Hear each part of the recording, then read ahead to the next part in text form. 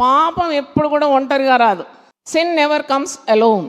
ఒక పాపం వస్తుంది, పాపం పెట్టి ఇంకోటి వస్తుంది, లైన్ గట్టి వస్తుంది అన్నమాట.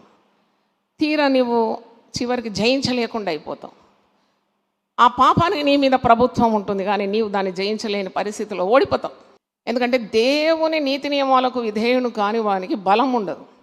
భక్తుడైన యోబు అంటాడు, నీ భక్తి నీకు ధైర్యం పుట్టించదా? A clean person is stronger than 10 cities అంట. ఈ ప్రసంగం ఎవరు చేయరండి, మరి ఎన్నెన్నో అవకతవకలు లైఫ్లో ఉంటుంది, ఎలా చెప్పాలని. కానీ నేను అంటున్నా, అవకతవకలన్నీ సరి చేసుకొని చెప్పాలి. మరి ఇప్పుడు నువ్వు చెప్పేది ఏంటి? నువ్వు చెప్పేది సరి అయితే ప్రజలు ఏమవుతారు? మారు మనసు పొందుతారు కదా, చెప్పకుండా ఎందుకు ఉండాలి?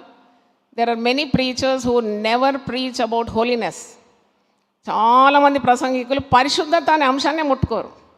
మనం పాపులం, పాపి కొరకు వచ్చినాడు, పాపం చేస్తూనే ఉండండి, మీకు కృప లభిస్తుంది, ఏం పర్వాలేదని మోసపుచ్చే ప్రసంగాలు చేస్తారు. మీరు మోసపోతారు, చివరిగా మీరు నరకములో అలమటిస్తారు. జాగ్రత్తగా ఉండండి. పరిశుద్ధ వాక్యం ఏం చెప్తుందో తరిచి చూడండి. దేవుడు మీకు జ్ఞానం ఇవ్వలేదా? వాక్యం ఇన్ని సంవత్సరాల నుండి వింటున్నారు కదా. Search the scriptures and find out the truth.